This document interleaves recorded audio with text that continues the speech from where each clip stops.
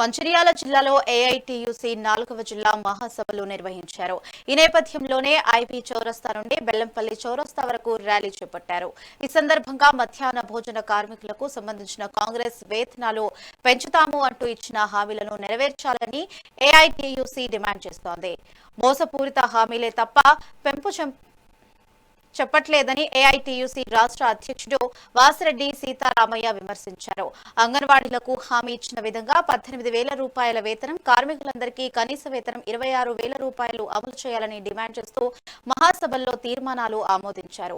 ఈ నెల 6, 7, 8 తేదీల్లో కరీంనగర్ లో జరిగే రాష్ట్ర మహాసభల్లో నూతన నాయకత్వాన్ని ఎన్నుకోవడంతో పాటు భవిష్యత్ కార్మిక కార్యాచరణను రూపొందిస్తామని అన్నారు. తెలంగాణ రాష్ట్ర వ్యాప్తంగా అన్ని జిల్లాలలో ఏఐటీసీ జిల్లా మహాసభలు జరుపుకొని త్వరలోనే రాష్ట్ర మహాసభలు ఆల్ ఇండియా మహాసభలు జరుపుకొని ఒక నూతన నాయకత్వాన్ని ఎన్నుకొని కార్మిక వర్గం యొక్క సమస్యల పైన పోరాటాలకు సిద్ధంగా ఉండడం కొరకే ఈ 4వ మహాసభ మంచిర్యాల జిల్లాలో జరగడం జరుగుతూ ఉంది. ఈ సందర్భంగా కార్మిక వర్గాన్ని విజ్ఞప్తి చేసేది ఏంటంటే, పాలకులు ఎవరైనా పేర్లు మార్పు తప్ప బీజేపీ కావచ్చు, గతంలో పాలించినటువంటి బీఆర్ఎస్ గవర్నమెంట్ కావచ్చు, ఇవాళ కాంగ్రెస్ ప్రభుత్వం అయినా అందరి విధానాలు కార్మిక వ్యతిరేక విధానాలే. అందరి విధానాలు పెట్టుబడిదారులకి సహకరించలే, ఒకళ్ళు ఎక్కువ కావచ్చు, ఒకరు తక్కువ కావచ్చు.